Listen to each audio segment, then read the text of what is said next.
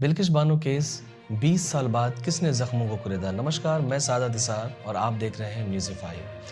आज़ादी का अमृत महोत्सव पूरे देश में बड़े ही जोश के साथ मनाया। देश के आज़ाद होने के 75 साल की खुशी में सरकार ने कैदियों को आज़ाद करने का मन बनाया। ये एक अच्छी नीति हो सकती है।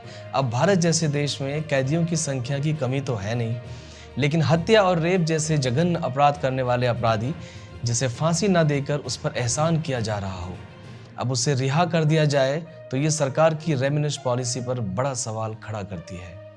और सबसे बड़ा सवाल ये है कि क्या रेप जैसे अपराध करने वाले अपराधी आज़ाद हो जाए तो इससे ऐसे घटनाओं को और बल नहीं मिलेगा। ऐसे ही मिसाल पेश करते हुए गुजरात सरकार ने 15 अगस्त 2022 को रेप और हत्या के 11 अपराधियों को रिहा कर दिया। एक तरफ जहां अमृत महोत्सव का जश्न मनाया जा रहा था, वहीं दूसरी तरफ बिल्किस बानो के 20 साल पुराने ऐसे जख्म को कुरेदा गया जिसे शायद ही कोई झेल सकता। बिल्किस बानो के लिए वो खौफनाक मंजर फिर से ताज़ा हो गए जो 2002 के गुजरात दंगों में उनके साथ घटा। कैसे जब 20-30 लोगों की भीड़ जब खेतों में छिपी बिल्किस और उसके परिवार पर हमला कर देती है, उन सब का रेपिस्ट चेहरा फिर से ताज़ा हो गया होगा।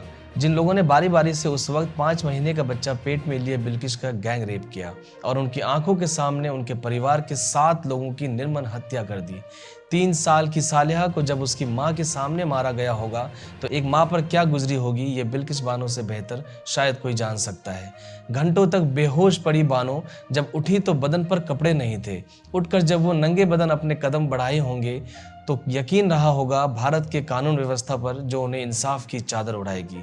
6 सालों तक कानून की लंबी लड़ाई लड़ने के बाद कहीं जाकर बिल्किस बानो को इंसाफ मिला और सीबीआई कोर्ट ने 11 लोगों को दोषी पाते हुए उम्र कैद की सजा सुनाई थी। 20 साल बाद वो जख्म फिर से हरा हो गया। दोबारा बिल्किस को कानून का दरवाजा खटखटाने की नौबत आन पड़ी।